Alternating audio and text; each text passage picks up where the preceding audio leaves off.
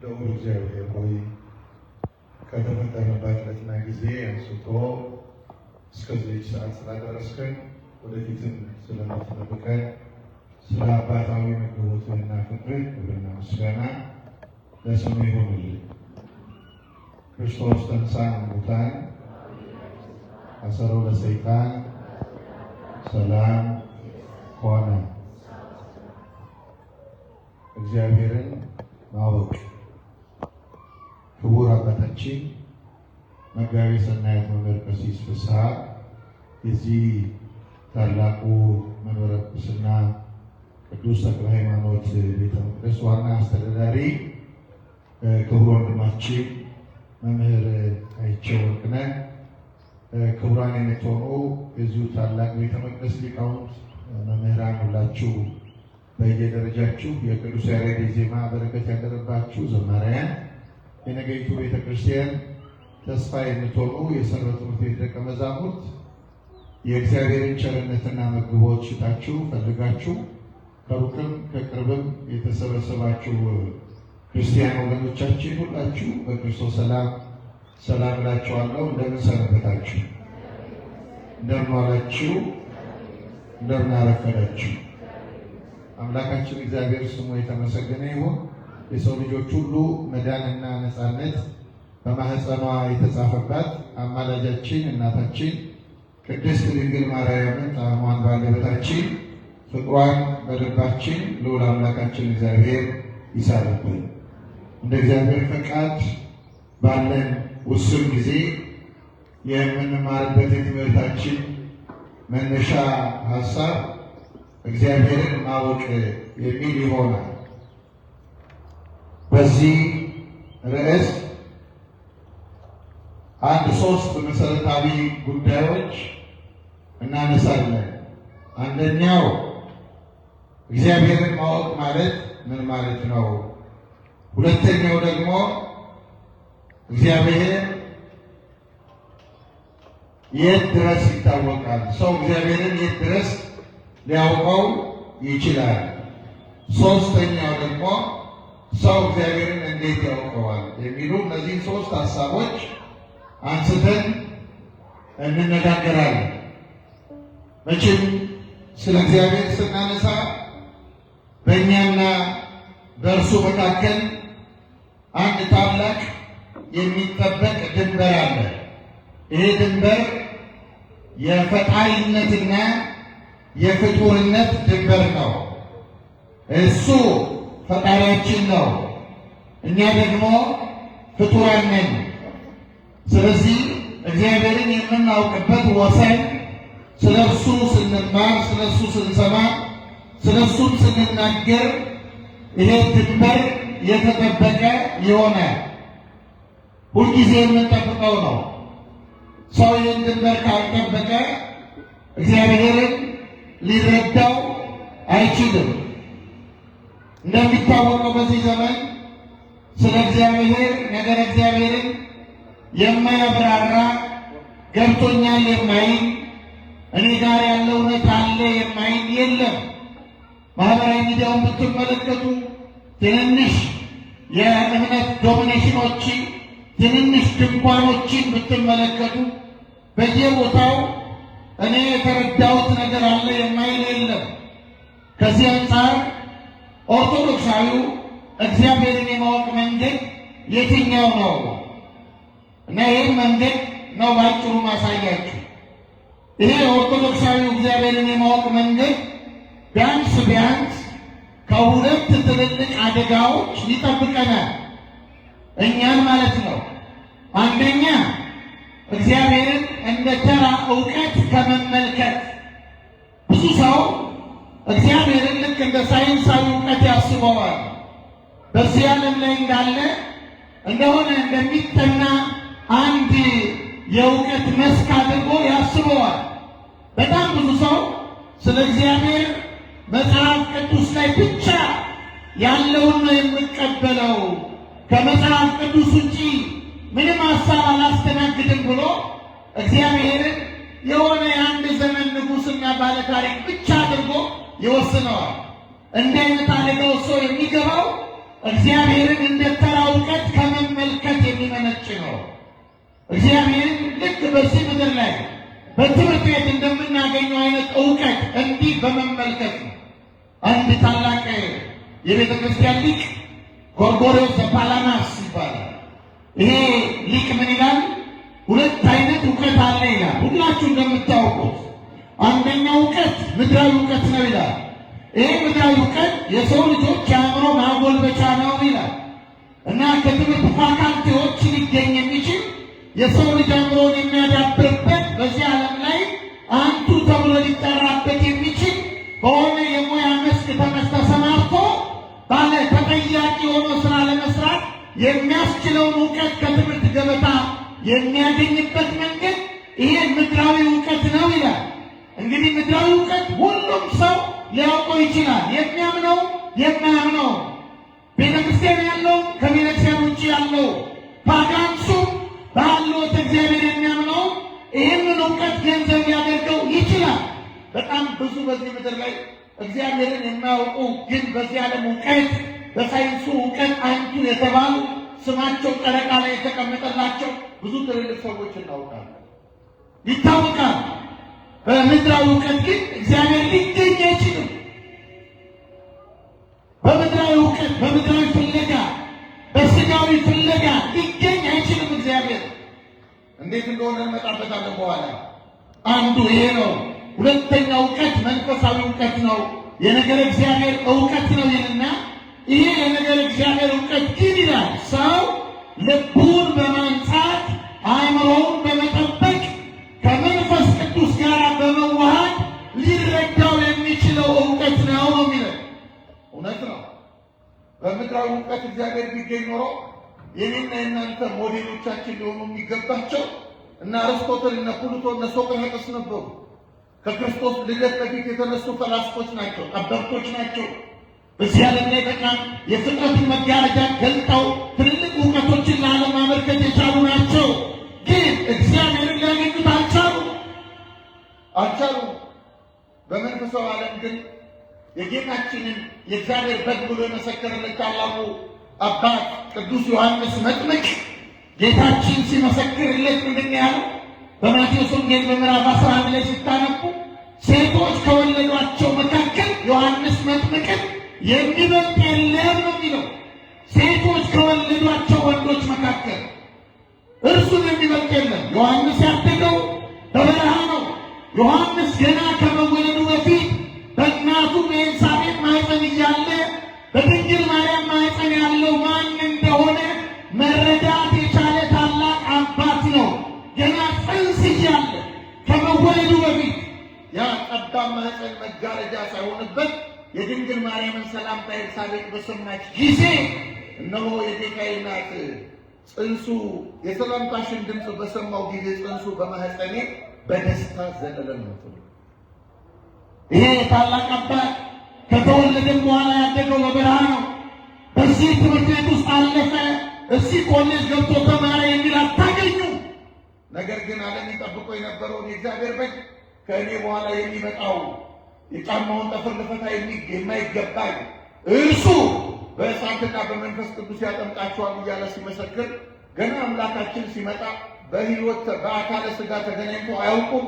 ከፊት ለፊት ሲመለከተው ነው አበጉ ለእግዚአብሔር ይኸውና አበጉ ያለምን ኃጢአት የሚያስወግደው የእግዚአብሔር በግ ይኸውና ብሎ የመሰከረለት ዮሐንስ መጥምቅ ክርስቲያኖች በመንፈስ ቅዱስ አማካኝነት ነው እግዚአብሔርን ያወቀው።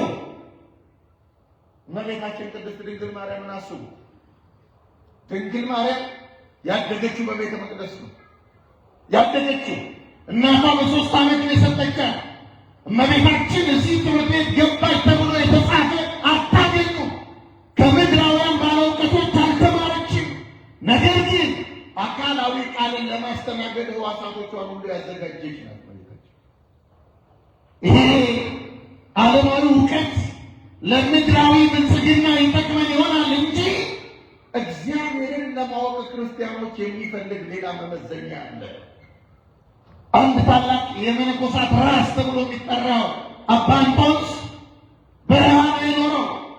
በትምህርት ቤት ሕይወት አላለፈም። አባ እንጦንስ ትምህርት ቤት አልገባ። ነገር ግን ፍጥረታትን በማንበብ እግዚአብሔርን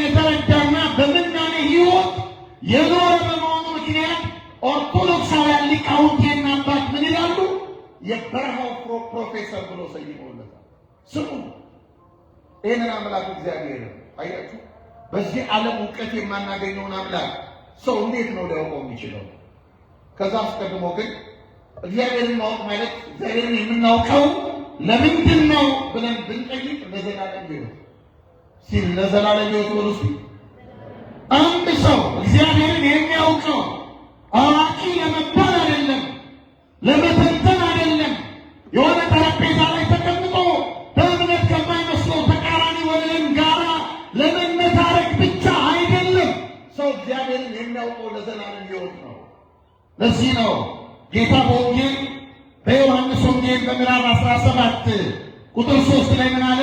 እውነተኛ አምላክ ብቻ የሆንክ አንተን የላከውን ኢየሱስ ክርስቶስን ያውቁ ዘንድ የዘላለም ሕይወት ይህች ናት። የዘላለም ሕይወት የምናውቀው ለዘላለም ሕይወት ነው። ይሄ ማዕድ የተዘረጋው ጊዜ ስለተረፈን አይደለም፣ እግዚአብሔርን በማወቅ የዘላለም ሕይወት ባለቤቶች እንድንሆን ነው።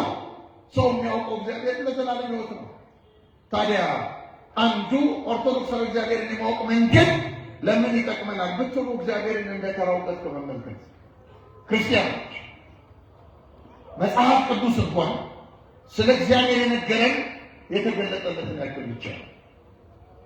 ስለ እግዚአብሔር በጠቅላላ ሊነግረን የሚችል የማንነቱ ማንዋል አይደለም። እንደ ምግብ ቤት ማውጫ፣ እንደ ምግብ ቤት ሜኑ የእግዚአብሔርን ነገር በሙሉ ገልጠን ከዚህ መጽሐፍ አንብበን ልንረዳ አንችል። ክርስቲያኖች ሐዋርያው ቅዱስ ጴጥሮስ እንዲህ ይላል በዚህ በሁለተኛ ጴጥሮስ መልእክቱ በምዕራፍ 3 ቁጥር 14 ላይ ምን አለ? የተወደደ ወንድማችን ጳውሎስ እንደተሰጠው ጥበብ መጠን ጻፈላችሁ። እስቲ ከኔ ጋር በሉት ቃሉ የተወደደ ወንድማችን በሉ እስቲ ጳውሎስ እንደተሰጠው ጥበብ መጠን ጻፈላችሁ። አሁን ቅዱስ ጳውሎስ እንኳን ስለ እግዚአብሔር የነገረን እንደተሰጠው ጥበብ መጠን ነው። ቅዱስ ጳውሎስም እግዚአብሔርን በመልአክ ሊያውቁ አይችልም። ምክንያቱም ቅድም ነግሬያችኋለሁ፣ በቅዱስ ጳውሎስና በእግዚአብሔር መካከል የፍጡርነትና የፈጣሪነት ድንበር አለ። ማንም ሰው እግዚአብሔርን ጠንቅቆ እኔ ተረድቼዋለሁ ብሎ ሊያብራራው አይችልም። አናሊሲስ የሚሰራበት አምላክ አይደለም ያለን እኛ። የእኛ አምላክ የፈላስፎች ፍልስፍናቸው የቅዠት ውጤት አይደለም። ልክ እንደ ምድራዊ እውቀት እንደምንውጠው መድኃኒት አሁን መድኃኒቶች እንደምታውቁት ለጨጓራ፣ ለጉበት፣ ለሳምባ ምናምን እየተባሉ የሚዘጋጁ መድኃኒቶች አሉ። እነዚህ መድኃኒቶች ባለሙያዎቹ በላቦራቶሪ አረጋግጠው ወስነው ይሄ መድኃኒት ለዚህ ነው ብለው ይሰጡናል። የኔና የእናንተ አምላክ ባለሙያዎች በላቦራቶሪ አረጋግጠው አምላካችሁ ይሄ ነው ብለው ከሌላ ጋር አወዳድረው የሰጡን አምላክ አይደለም። ስለዚህ እግዚአብሔር እንደ ተራ እውቀት እንዳናየው ከሐዋርያት ጋር የሰራ እግዚአብሔር ሐዋርያትም ካለፉ በኋላ የሚሰራ አምላክ ከሆነ እንዲህ ከተረዳ ነው እግዚአብሔርን በመጽሐፍ ቅዱስ ብቻ እናገኘዋለን ብለን አንደምድምም። በዚህ ዓለም ላይ ያለው ነገስታት እንኳን መጽሐፍ ቅዱስ ዝም ብላችሁ እስቲ ተመልከቱት። 40 በላይ የሚሆኑ ሰዎች የጻፉት መጽሐፍ ነው። የተገለጠላቸውን የጻፉት እንደተገለጠላቸው መጠን የጻፉት። በዚህ ዓለም ላይ ያሉ እንኳን ትልልቅ ነገስታት እኮ ክርስቲያኖች ስንት ሺህ መድብል መጽሐፍ ተጽፎላቸዋል። ወዳጆቼ ተቀልለዋል። ይህ ልክ ከዚህ እንድንጠበቅ። አዎ መጽሐፍ ቅዱስ ስለ እግዚአብሔር ይነግረናል። አዎ ግን የሚነግረን ጥቂቱን ነው። አንዱ። ሁለተኛው ኦርቶዶክሳዊ እግዚአብሔርን የማወቅ መንገድ የሚጠቅመን ለምንድን ነው ብንል ከግለሰቦች ማታለል እንድንጠበቅ። ሲበሉ ከግለሰቦች ወሉት ማታለል እንድንጠበቅ። አሁን ልክ እግዚአብሔርን እኮ እንደሆነ ዕቃ ትንንሽ ድንኳኖችና ሱቆች እየሰሩ እኔ ጋር ነው። ቅድም እንደነገርኳችሁ ማስታወቂያ ማይሰራ እኔ ጋር ነው። እውነተኛው አምላክ እኔ ጋር ነው። በልኩ ሰርቶታል። ሁሉም በልኩ ሰርቶታል። እና ያገኘነው ሁሉ እኛ ያልደረስንበት የተለየ እግዚአብሔር እንዳለው እንዳንመለከት የቤተ ክርስቲያንን እውነትና ትምህርት እየሰማን መኖር እንድንችል ነው ኦርቶዶክሳዊ እግዚአብሔርን የማወቅ መንገድ የሚረዳ ታዲያ እግዚአብሔርን እንዴት ነው ሰው ሊያውቀው የሚችለው? የት ድረስ ነው ሊያውቀው የሚችለው? የት ድረስ? ለዚህ ጥሩ አስተማሪያችን አባታችን ሙሴ ነው። ኦሪት ዘጸአት በምዕራፍ 3 ላይ የሙሴን ታሪክ እናያለን። ሙሴ አርጅቷል፣ ደክሟል፣ 80 ዓመት ሞልቶታል። ትላንትና ጉልበታም በነበረበት ዘመን፣ ኃይል በነበረው ዘመን እስራኤላውያንን ለመታደግ አቅሙን የሞከረ፣ ከፈርዖን ለማላቀቅ አቅሙን የሞከረ እንደማይችል ሲያረጋግጥ የሕዝቤን መከራ ከመመለከት ብሎ ግብፅን ትቶ የተሰደደ ምድያም በምትባል አካባቢ በግ እየጠበቀ ሳለ አምላኩ ተገለጠለት እና የተገለጠበት መንገድ አስደናቂ ነው። ሙሴ በግ እየጠበቀ ሳለ ድንገት ዞር ሲል አንድ ቅጠልና እሳት አብረው ተዋህደው ተመለከተ። ብላችሁ እናንተ አሁን በእጃችሁ ያዛችሁ ጧፍ እሳት ከተለኮሰበት በኋላ ጧፉ እያለቀ ይሄዳል። እሳት ነው እና ሙሴ ግን ያየው ምንድን ነው? ቅጠሉም እሳቱም አብረው ተከባብረው ተዋህደው ሳይተፋፉ አያቸው። እንዴት አለ ሙሴ፣ እንዴት ይሄ ቅጠል በዚህ ይሄን እሳት ተቋቋመው? ወይ የቅጠሉ እርጥበት የእሳቱን ኃይል ሊያጠፋው ይገባ ነበር፣ ወይ የእሳቱ ጉልበት ቅጠሉን ሊበላው ይገባ ነበር። ይሄን ተአምር እስኪ እንመልከት ብሎ ሙሴ ጠጋ ሲል እግዚአብሔር ነበር። ምን ውስጥ መልሱልኝ፣ ዝም ጭጭሩ ምን ውስጥ? እስቲ ቅጠል ውስጥ በሉ ምን ውስጥ? ቅጠል ውስጥ። በምን መልክ መጣ? በእሳት። ከዚያ ምን አለው ሙሴ? የቆምክባት ስፍራ የተቀደሰች ናትና ጫማህን አውልቅ አለው። አወለቀ ሙሴ። ከዚያ እንዲህ ያለ የሕዝቤን ጩኸት ሰምቻለሁ፣ ላድናቸው ወርጃለሁ፣ አንተን ወደ ግብፅ ልካለሁ፣ ሕዝቤን ከግብፅ ታወጣለህ ሲለው ሙሴ ምን አለ? እኔ ማንኛ? ትህትናውን ገለጠ። ግን ትህትናውን ብቻ ሳይሆን ሙሴ በልቡም ትንሽ ትምክህት ታየበት። ሰው ስለሆነ አርፍደን የመጣው ተጋግዘን እንዳናወጣ ጉልበት በነበረኝ ዘመን ሰውን በጥፊ በመታወት ጊዜ ከአሸዋ ጋር መቀላቀል በምችልበት የጉልበት ዘመን ብትመጣ ኖሮ የሚል ስሜት ለመጣበት ሙሴ ልብ ውስጥ እግዚአብሔር ቀጠለና ምን አለ? ሙሴ ያለው አንተን በፈርዖን ፊት አምላክ አድርጌሃለሁ። ምን አድርጌሃለሁ? አልሰማኋቸው። አምላክነቱን ለሌላ ማጋራት የሚችል ጸጋ ባለቤት የሆነ አምላክ እንዴት ያለ አምላክ ነው! እንዴት ነው? አንብቡት መጽሐፉ። በፈርዖን ፊት አለ አምላክ አድርጌሃለሁ አለ። በፈርዖን ፊት ሙሴን አምላክ ሲያደርገው አምላክነቱን የማይነጠቅ አምላክ እንዴት ያለ አምላክ ነው! እንዴት ያለ አምላክ ነው! ሰጥቶ የማይጎልበት። ይሄንን ሲናገር ሙሴ ምን አለ? ምልክትን አሳየኝ። ምልክት በእጅ ምን ይዛል? በትር ይዣለሁ። ጣለው። በትሩን ሲጥለው እባብ ሆነ። ያኔ አንሳዋል። እባብ የሆነውን የራሱን በትር ሲያነሳው ተመልሶ በትር ሲሆን ኃይለኛ እንደተገለጠ ገባ። አወቀ። እኔ ገብቶኛል፣ ኃይሌ ከፈርዖን እንደሚበረታ ተረድቻለሁ። ነገር ግን ሕዝቡ አንተን ሲጠይቀኝ ማን የላከ ቢሉኝ ስምህን ማን ልበላቸው? እስቲ ስምህን ማን ልበላቸው? ሙሴ ነው የጠየቀው። ልክ ነው ጥያቄው። ማን ልበል? እናንተ ከሆነ ሰው ጋር መንገድ ላይ ተገናኝታችሁ በጎ ነገር ከተነጋገራችሁ በኋላ ግን ማን ልበል ስምህን ነገ እንዳውቅ ብላችሁ ማንነቱን እንደምትጠይቁት ሙሴ ማንነቱን ጠየቀ። አምላኩን ስምህን ማን ልበል? አምላካችን ማን ያለ ይመስላችኋል? ስሙን ክርስቲያኖች ማን ያለ ይመስላችኋል? እግዚአብሔር ያለ ይመስላችኋል? አይደለም። ስምህ ማን ነው ሲለው ዘሃሎ ወይ ሄሉ ያለና የሚኖር። እስቲ ያለና የሚኖር በሉ። ያለና የሚኖር እግዚአብሔር አላለው። እግዚአብሔር የሚለው ስም እኮ በፊደል ይቀረጻል። በእኔና በአንተ ከንፈር፣ በእኔና በአንቺ ከንፈር ይጠራል። እግዚአብሔር የሚለው ስም እርሱ በፍጡራን ፍጡራን ባወጡለት ስም ከመጠራት በላይ የሆነ አምላክ ነው። አምላክ ነው። እግዚአብሔር የሚለውን ለምን እንደምንጠቀምበት እነግራችኋለሁ። አምላክ ያለና የሚኖር ነው።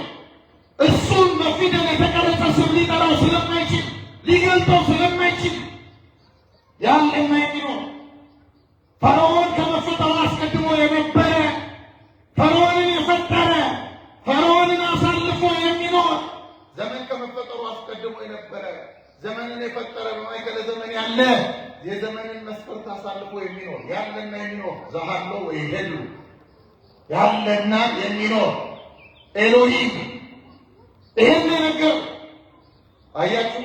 እውነት ነው። እግዚአብሔርን ከባህሪው የተነሳ መግለጥ የሚችለው ስም ምን አለ ወዳጆቼ? ምን አለ? ስሙ ከስሙ ሁሉ በላይ የሆነለት አምላክ ምን አለ? አማኑኤል ብንለው፣ ኢየሱስ ብንለው፣ ሥላሴ ብንለው፣ እግዚአብሔር ብንለው፣ መድኃኔዓለም ብንለው እነዚህ በሙሉ ስሞች እርሱን በመልአክ ሊያሳዩት አይችሉም። ለምን?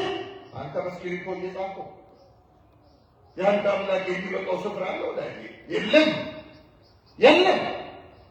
ለዚህ ነው አንድ ሊቅ ምን ይላል? አንተ ይላል ከሺህ በላይ ስሞች አሉ፣ አንዱን ግን አንተን ያሳየህ ይላል። ስሙ ለዘላለም የተመሰገነ ይሁን።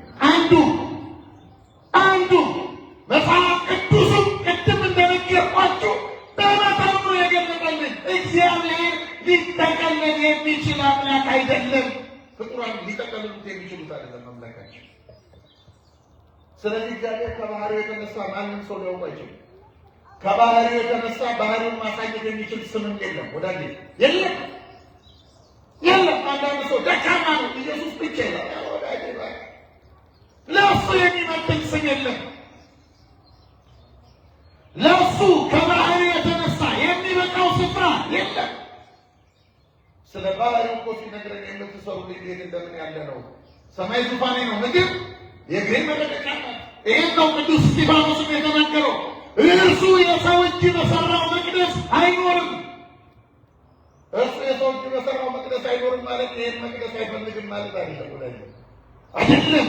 ቅዱስ እስጢፋኖስ ባህሪውን እየገለጠልን ነው። ስለዚህ ተመልከቱ፣ እግዚአብሔር ከባህሪው የተነሳ ምን የለው መጠሪያ ምድራዊ እና ፍጡር ሊጠራበት የሚችለው በቂ እና የሚመጥን ስም የለው። ከባህሪው የተነሳ የሚበቃው ስፍራ የለም። ግን እግዚአብሔር በባህሪው ብቻ ሳይሆን እግዚአብሔር ደግሞ ፍቅር ነው። እስቲ ፍቅር ነው በሉ። አሁን እግዚአብሔር ደግሞ ከፍቅሩ የተነሳ ምን አለ መሰላችሁ? በመካከላችሁ አድር ዘንድ መቅደስ ስሩልኛል። አሁን መቅደስ ስሩልኛል ከፍቅሩ የተነሳ ነው እንጂ ስለሚመጥነው አይደለም። ለእግዚአብሔር ሆሳዕና ተክለ ሃይማኖት ብትሉ፣ ቦሌ መድኃኔዓለም ብትሉ፣ ቦሌ መድኃኔዓለም አይጠፋበትም፣ ይሄኛው አይጠፋበትም። ሁለቱም መቅደስ ውስጥ እግዚአብሔር የሚገለጠው ፍቅር ስለሆነ ነው። እግዚአብሔር ከፍቅሩ የተነሳ ደግሞ ምን አለ? ሙሴን እንዲህ አለው፣ እንዲህ በላቸው አለው። ያለና የሚኖረው የሚለው ለሙሴ ሩል ስለሆነበት ምን አለ እግዚአብሔር? እንዲህ በላቸው ለእስራኤል፣ እኔ የአባቶቻቸው የአብርሃም የይስሐቅ ያዕቆብ አምላክ ነኝ። ስሜ እግዚአብሔር ይባላል። ይህ ስም ለመታሰቢያ ይሆናችሁ። ለምን ይሆናችሁ? ተናገሩ ታይቷችሁ። ለምን ይሆናችሁ? ለመታሰቢያ። አሁን እግዚአብሔር የምንለው እናንተ ልጆቻችሁ፣ እናቶች የወለዷቸው ሕፃናት ገና በሕፃንነታቸው በኮልታፋ አንደበታቸው እማዬ ማለት ሲያቅታቸው እናንተ የተረታችሁ አቤት እንደምትሏቸው እንደ ኮልታፋ ሕፃናት ተመልክቶን አምላካችን እግዚአብሔር ስንለው ከፍቅሩ የተነሳ አቤት ይለናል። ስሙ የተመሰገነ ይሁን። ከፍቅሩ የተነሳ ለሱ የሚበቃው ስም። ለዚህ ነው ሊቃውንቱ ምናምን አምላካችንን ጠቅለል አድርገው ርኩብ ዘይትረከብ የሚገኝና የማይገኝ። እስቲ በሉ የሚገኝና በሉ የማይገኝ ከባህሪው የተነሳ ማንም ሊደርስበት የማይችል ሊመረመር የማይችል። መጽሐፍ ቅዱስ ስታነቡ ኪሩቤል የተባሉ መላእክት አሉ። ኪሩቤል የሥላሴ ዙፋን ተሸካሚዎች ናቸው ይለናል። አምላክነ በዲበ ኪሩቤል ተናገር መጽሐፍቶቻችን ሁሉ ይላሉ። በኪሩቤል ላይ የምትቀመጥ አድረህ የምትኖር አምላካችን ሆይ እንለዋለን። ኪሩቤል ማለት ማስተዋል ማለት ነው። የሥላሴን ዙፋን ይሸከማሉ። ታዲያ ሊቃውንት ይህንን ምን ብለዋል? የሥላሴን ዙፋን መሸከም ማለት ምን ማለት ነው ይሉና እግርን በጫማ እንደማጥለቅ ነው። እግር አሁን አንተ ጥያቄ ልጠይቃችሁ። እስቲ ጫማ ያደረጋችሁ እጃችሁን አሳዩ። እጅ ያላችሁ አሳዩ። ከሌላችሁ ምንም አደረጋችሁ። ግን ጫማ አድርጋችሁ እጅ ያላችሁ አሳዩ። ወደላይ በደንብ ነው ካም በጣም ጥሩ። አሁን ጥያቄ ልጠይቃችሁ። ጫማው ተሸክሟችኋል ወይስ ጫማውን ተሸክማችኋል? አቤት ጫማው ተሸክሞናል። እስቲ አሁን ወደ ላይ ይህ ብቻው ይታሉ ይሄዳል እናንተ ያለ ጫማ ትሉ። ስለዚህ አሁን ጫማውን ተሸክማችኋል ወይስ ጫማው ተሸክሟችኋል? ጫማውን ተሸክመዋል። አገልግሎቱን ነው የሚገልጸው። ኪሩቤልም የሥላሴን ዙፋን ይሸከማሉ ሲባል አገልግሎታቸውን ለመግለጥ እንጂ ሥላሴን መሸከም የሚችል ፍጥረት የለም። ስሙ ለዘላለም የተመሰገነ ይሁን። የለም ወዳጆቼ፣ የለም። ይህንን አምላክ ታዲያ እንዴት ነው የምናውቀው? አያችሁ፣ እንዴት ነው የምናውቀው? ዝም ብሎ ጎረምሳ መንገድ ለሁለተኛ ሶስት ሰው ላይ እንደዚህ በወረቀት እንደሚጠቀለል ስኳር የምትቀበለው አምላክ አይደለም። አንድ አምላክ አይደለም። እንዴት ነው የምናውቀው? ሙሴ አሁን እስራኤልን ከግብፅ ይዞ ከወጣ በኋላ በመንገድ ላይ እግዚአብሔር እንዲህ አለ፣ ለሕዝቡ ንገራል። ከ3 ቀን በኋላ ሲና በሚባል ተራራ ገለጣለሁ አለ እግዚአብሔር። ከ3 ቀን በኋላ ሕዝቡን ንገረው፣ ማንም ሰው ከሚስት ከባሉ ጋር ባል ከሚስት ጋር እንዳይተኙ፣ ገላቸውን ይታጠቡ፣ ልብሳቸውን ይጠቡ፣ ንጹሕ አድርገው ይጠብቁ፣ ከ3 ቀን በኋላ ገለጣለሁ ብለህ ንገራቸው አለ እግዚአብሔር። ሙሴ ለሕዝቡ ነገረ። አሁን ሕዝቡ ናፈቀው። እንዴት ያለ አምላክ ነው! እኛ ከፊታችን ላይ እሺ ብለን በምናባረራቸው የዝንብ መንጋ በሰይፍ ጨነቀንን፣ ጠላት ያስጨነቀልን እንዴት ያለ አምላክ ቢሆን ነው! ቅርሱ ምን አይነት ነው! መልኩ ምን አይነት ነው! ለማየት ናፈቁ እስራኤል። ቀኑ ደረሰ። 3ኛው ቀን ላይ ምን አለ እግዚአብሔር? ሙሴ እንዲበላቸዋል። አሁን የሚገለጥበት ሰዓት ደርሷል። ማንም ሰው ተራራውን እንዳይነካ፣ ተራራውን የነካ ፈጽሞ ይሞታል፣ ቢተርፍ እንኳን በድንጋይ ይወገራል። ይሄን ነገር ሙሴ ሕዝቡ በተጠንቀቅ እንደቆመ አንድ በእሳት የተከበበ ደመና ወረደ ከሰማይ። በምን አልኳችሁ? በእሳት የተከበበ ምን አይታችሁ ታውቃላችሁ? በእሳት የተከበበ ደመና አይታችሁ ታውቃላችሁ? የለም። በእሳት ደመና ወይ ዝናብ ሲሸከም ጠቁሮ እናየዋለን። አለቆና ጻዳ ነጭ ደመና እናያለን። እሳት የከበበው ደመና እስራኤል ሲመለከቱ ደነገጡ። ሙሴም ያንን አዋጅ ባያውጀው እንኳን ተራራው ጋር ቀሩ። አይተው የማያውቁት ነገር ነው። ደነገጡ እና እስራኤል ቆሙ። ርቀው ቆሙ በፍርሃት። ያኔ ሙሴ ምን አለው? ሙሴ አንተ ደግሞ ወደ ተራራው ውጣ አለው እግዚአብሔር። ሙሴ ወደ ተራራው ሊወጣ ሲል ተራራው እግር ስር አንድ ብርሃን አየ። ኦሪት ዘጸአት ምዕራፍ 19 እስከ 34 አንብቡት ቤታችሁ። አንድ ብርሃን ተራራው እግር ስር ቆመ። ሙሴ ተደንቆ እንደ ጅል።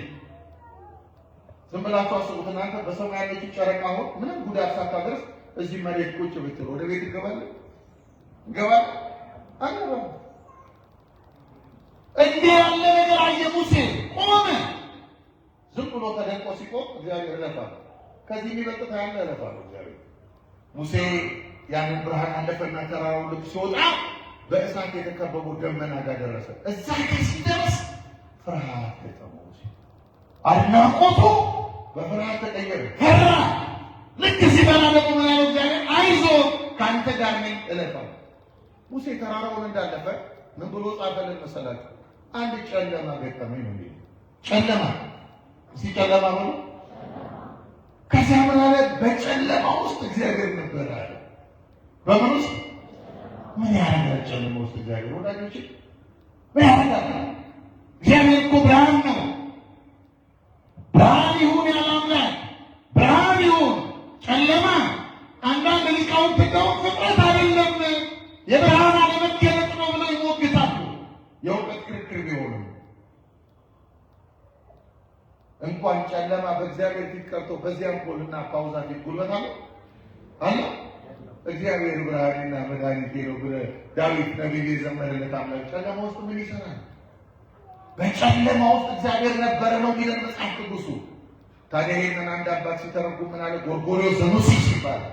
እስቲ በሉ ጎርጎርዮስ ዘኑሲስ። ኒሳ የምትባል አገር ሊቀ ጳጳስ የሆነ ጎርጎርዮስ ምን አለ? ሙሴ የተመለከተው ጨለማ አይደለም አለ። ሙሴ ያየው አለ በዓይኑ ሊመለከተው የማይችለው ጥልቅ ብርሃን ነው አለ። እናንተ ወደ ፀሐይ ትክ ብላችሁ አይታችሁ ታውቃላችሁ? ማየት እንችላለን? ፀሐይ ትኩር ብሎ ማየት የሚችል ሰው አለ? ይሄ ይላል። ታዲያ ፀሐይን ማየት ያልቻለ ማንነት እግዚአብሔር ሊያዩ ይችላል? ሙሴ ሊያዩ የማይችለው ከባድ ሲገጥሞ አይኑን ከደነ። ሰው አይኑን ሲከድን ደግሞ ምን ይልበታል? ስለዚህ ሙሴ በጨለማ ውስጥ እግዚአብሔር ነበር ያለ በሱ ምጠን ነው እንጂ እግዚአብሔር ብርሃን ነው። ይሄንን አምላክ ታዲያ እንዴት ነው የምናውቀው? ሶስት አባቶች ያስጠነቅቁናል ሁልጊዜ ስለ እግዚአብሔር። በደንብ ተከታተሉ። ሶስት አባቶች። ስንት አባቶች አልኳችሁ? ሶስት። በድፍረት ስለ እግዚአብሔር በድፍረት ወጣቶች አትልመዱ ይሄዱ አምላካችን ሶስት አባቶች። አንደኛው ቅድም የጠቀስኩላችሁ አባት ጎርጎርዮስ። ይሄ አባት ይላል ስለ እግዚአብሔር ይላል ለመናገርም ይሁን ለመስማት ባሰባችሁ ጊዜ ተናጋሪውንም ሰሚውንም ያስጠነቅቃል፣ አስተማሪውንም ተማሪውንም ያስጠነቅቃል። አንዳንድ ሰዎች ያሉ ያሳዝኑኛል። የባላቸውን ጠባይ እንኳን በትክክል ሳይረዱ ኢየሱስዬ ምናምን ይላሉ እና ስሙን ሲያቆላጥጡት በጣም የወደዱት ይመስላቸዋል። ይህ ጅልነት ነው። ወደ እሱ ክርስቲያኖች ከመታየት በላይ የሆነ አምላክ ነው። ስለዚህ ምን አለ? ለመናገርም ይሁን ለመስማት ባሰባችሁ ጊዜ አለ ራሳችሁን ካዱ። ያላችሁበትን ደረጃ ማለት ነው። ያላችሁ እውቀት ከሆነ እውቀታችሁን ካዱ፣ ሀብት ከሆነ ሀብታችሁን ካዱ፣ ጉልበት ከሆነ ጉልበታችሁን ካዱ አለ። ከዚያ ምድርን ብቻ ዝም ብላችሁ ተመልከቷታል። የክረምትና የበጋ መፈራረቅ ይዋል ያለ መሳባት ወቅታቸውን ጠብቆ ሲፈራረቁ ይዋል። ከዚያ ደግሞ ራሳችሁን ከኋላ ያስቀምጡና የሰማይ ጌጦች የሆኑ ከዋክብትን ይዋቸዋል። የፀሐይና የጨረቃ ጉደት ተመልከቷል። ፀሐይ በሰዓቷ ለጨረቃ ስትለቅላት ጉልበት አለ ይብላል። እንዲህ ማትን ፀሐይ ለጨረቃ ስትለቅ ሰዓታቸውን ሲጠብቁ ይዋል። ከዚያ ደግሞ ትንሽ ራሳችሁን ከፍ አድርጓል። ከፍ ስታደርጉ በዓለመ መላእክት ይዋል። መናብርት፣ ኃይላት፣ ስልጣናት፣ መኳንንት የተባሉ የመላእክት ዓለም። እነዚያ መላእክት ደግሞ አንዱ በአንዱ ውስጥ ሲያልፍ ሳይገፋፉ ሳይጋጩ የእግዚአብሔርን ተልእኮ ሲፈጽሙለት እና ሳይላቸው እግዚአብሔር ሄዶ ተልእኮ ፈቃዱን ሲፈጽምለት መላእክቱን ታያላቸዋል። ከዚያ ራሳችሁን ከዚያ ደግሞ ትንሽ ከፍ አድርጉታል። ህሊናችሁ ስታደርጉ አለ ያልተወሳሰበ የማይከፋፈል ግን ሊደረስበት የማይችል የሰውን የነፍስ ቁስል የሚያክም ጥልቅ ብርሃን ታያላችሁ። እሱ ጋር ስትደርሱ ሰግዳችሁ ተመለሱ። ምኑን ማዳኑን ስታዩ እግዚአብሔርን አይደለም ማዳኑን። ለዚህ እኮ ነው ሙሴ ያ ጥልቅ ብርሃን ሲገጥመው እግዚአብሔር ናፈቀውና እባክህ ፊትህን አሳየኛል። ፊትህን ምን አለው እግዚአብሔር? ፊትህን ይዞ የዳነ የለም ፊትህን አታይ እንዳረጋግጥ ሙሴ ከዚያ ተራራ ሲሆን የሙሴ ፊቱ ቁርበት አበራ። ሙሴ እባክህ ፊትህን ሸፍንልን እና የዘንድ አልቻልንም። ይህ አንጸባረቀ ከእግዚአብሔር ጋር ስለተነጋገረ። ስለዚህ ሸፍንልን አሉት እስራኤል ሙሴ ቁርበቱ አብርቶ። ይህን ታያላችኋል። ሁለተኛው አባት ቄርሎስ ዘኢየሩሳሌም ይባላል። ቄርሎስ ዘኢየሩሳሌም በሉ። ይሄ ደግሞ በሁለተኛው መቶ ክፍለ ዘመን የነበረ አባት ነው። የሐዋርያት ልጅ ነው። ይህ አባት ማለት ስለ እግዚአብሔር አለ በተጠየቅን ጊዜ አለ ስለ እግዚአብሔር ማንነት በተጠየቅን ጊዜ መጀመሪያ አለማወቃችንን እንናዘዛለን አለና አለማወቃችን ደግሞ የእውቀቱ ጥግ ነው። ባይወጀር ነው ማጥፋትና ፊዚክስ ነው እግዚአብሔር ነው እግዚአብሔር ነው በሉ አለቀ። ፍጡር ነኝ። በቤተ ክርስቲያን ታሪክ አንድ ዮሐንስ የተባለ ሰው ተወግዟል። እግዚአብሔርን ራሱን የሚያውቀውን ያክል አጥንተን እናውቀዋለን ብሎ ተወግዟል። በነገራችን ላይ የምዕራቡ ቴዎሎጂ ይሄ ነው፣ ሲስተማቲክ ቴዎሎጂ ይባላል። ፕሮቴስታንቱን ዓለም ምናምን ብትሉት እግዚአብሔር ይጠናል ነው የሚለው። የኛ ኦርቶዶክሳዊ ቤተክርስቲያን ደግሞ ፕራክቲካል ቴዎሎጂ እግዚአብሔር የሚጠና ሳይሆን በደጅ ጥናት የሚገለጥ ነው። አያችሁ በደጅ ጥናት። ስለዚህ አስተላልቀናል። ሶስተኛው አባ ሕርያቆስ ነው። አባ ሕርያቆስ በቅዳሴ ማርያም ምዕመናን ስታስቀድሱ ትሰማላችሁ አይደል?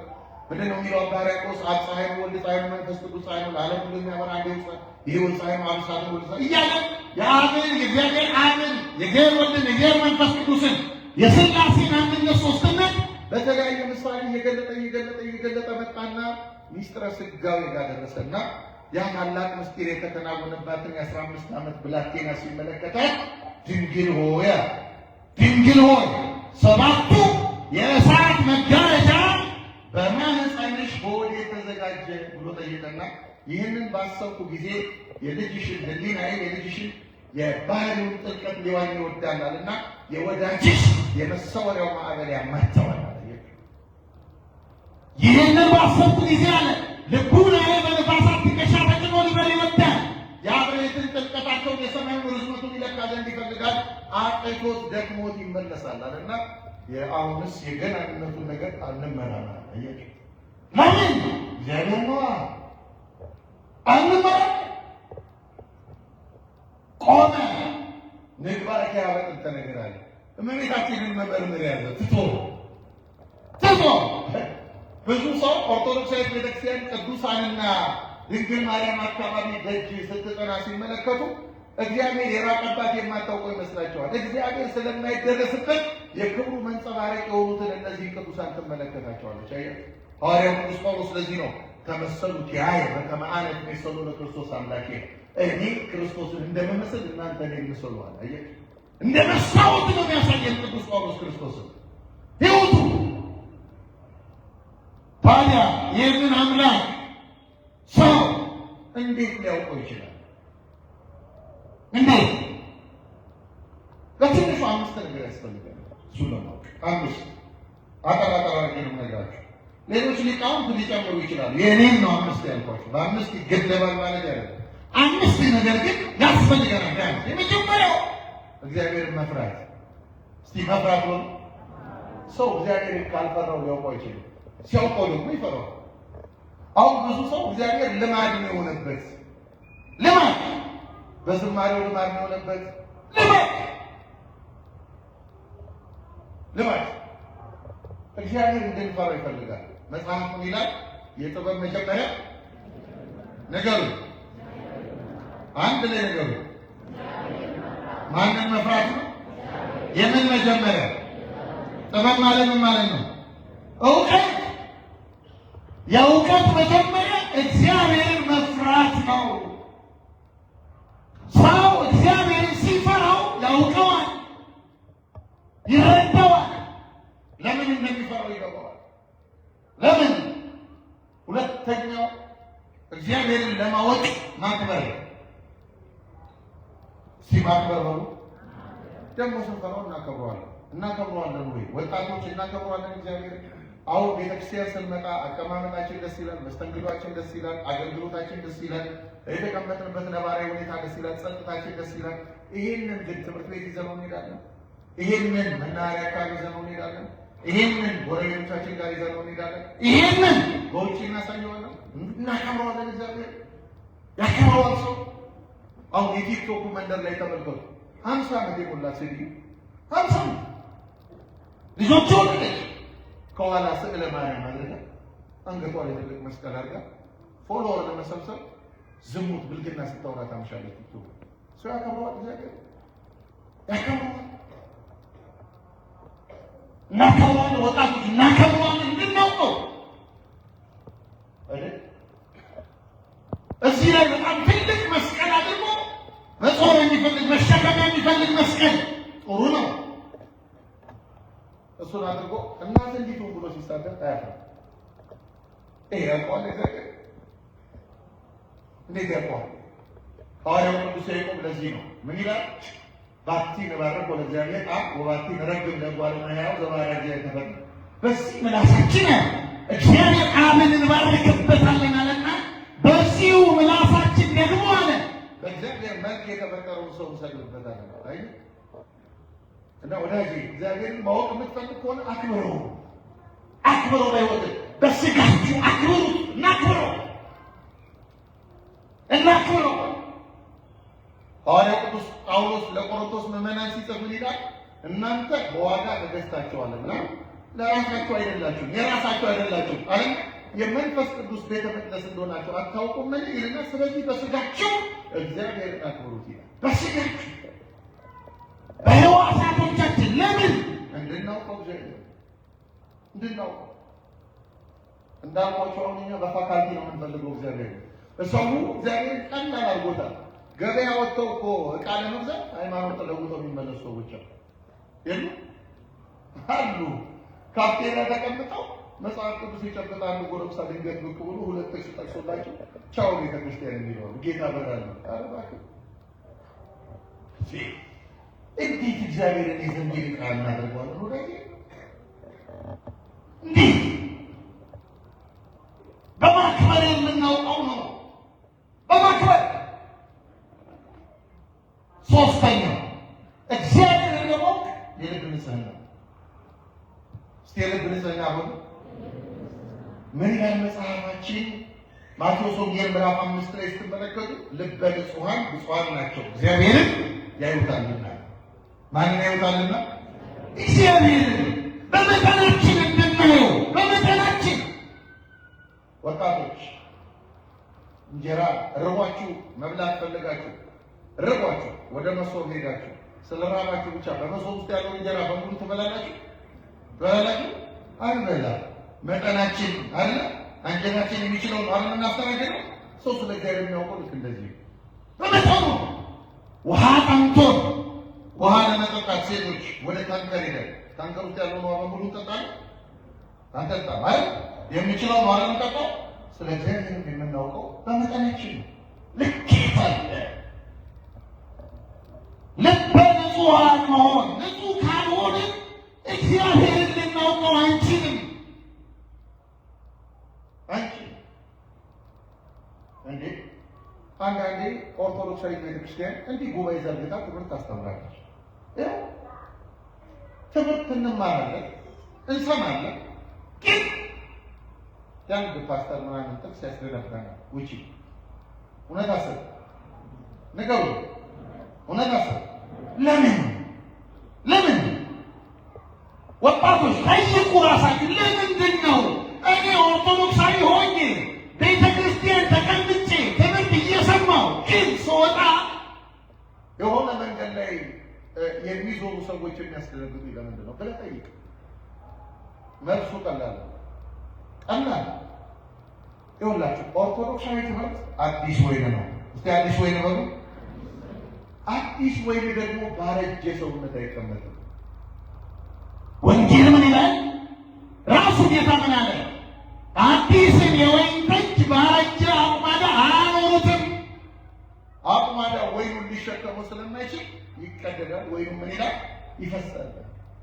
እየፈሰሰብን ነው። አያችሁ፣ እንሰማለን። አቤት ዛሬ በስማ ዛሬ ተማርኩ ተደላለ በገብተን ለሆነ ሰው ላልመጣ ሰው የዛሬው ትምህርት እሺ፣ እስቲ አንድ ሶስት ነገር ምን ነገር አያሳዝንም? ይሄ እኮ የሚያስቅ አይደለም። ይሄ የሚያስቅ አይደለም። ሰምተማል አያስቅም። ይሄ ህመም ነው። ለምን ያረጀ ሰውነት ነው። በስጋ ብቻ ነው ልናስተናግደው የምንፈልገው። እግዚአብሔርን ማወቅ የቸገረ እንደዚህ ነው። ቀለል ባለ ምሳሌ ላስረዳችሁ። አንድ ሰው ገላውን ሳይታጠብ ልብሱን ሳያጠብ 6 ወር የኖረ ሰው ሰውነቱ ያደፈበት ልብሱ ያደፈበት ሰው ሄዳችሁ እሱ ጋር ሽቶ ብትቀቡት ምን ይጠቅመው? ነገሩ ምን ይጠቅመው? እንደው ጠረኑ ምን ያደርገዋል? የበለጠ አጉልቶ ይወስድበታል።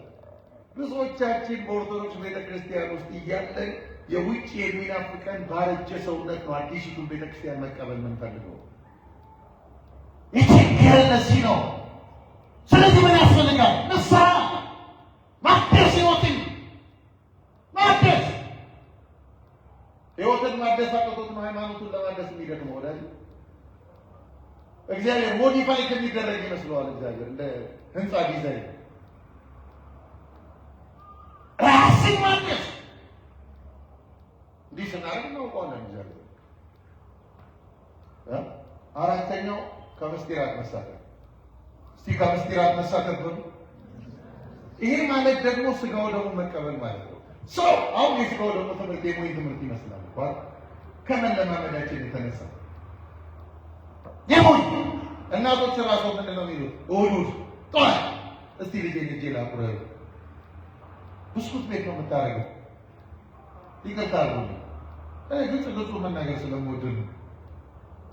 ብስኩት ቤት ነው ለልጄ ብስኩት ልጄ የሚባለው ሰው ልጄ ላቁረብ። አንቺስ አንተስ ሆነ እኔ ነው አንዳንዴ ራሱ ልጁ የምናቆርበው ልጃችን እማዬ አንቺ ግን መቼ ነው የምትቆርቢው ብሎ ቢጠይቀናል ምን እንለዋለን?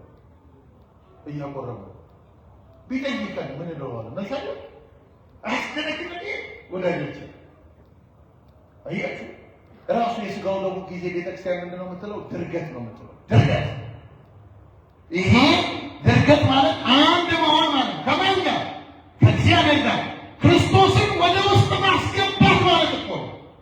በውስጥ ማሳደር ማለት ነው። ክርስቶስ በዚህ በሉቃስ ወንጌል ምዕራፍ 24 ላይ የምናገኘው ታሪክ አለ። ሰሞኑን ስትማሩ የሰነበታችሁት በትንሣኤ የኤማውስ መንገደኞች፣ ሁለቱ መንገደኞች በመንገድ ላይ ይጓዛሉ። በመንገድ ላይ የሚጓዙት ስለ ጌታ እየተነጋገሩ ነው እና ስለ ኢየሱስ እያወሩ እየተነጋገሩ ሲጓዙ ኢየሱስ ተነስቶ መካከላቸው ተገኘ።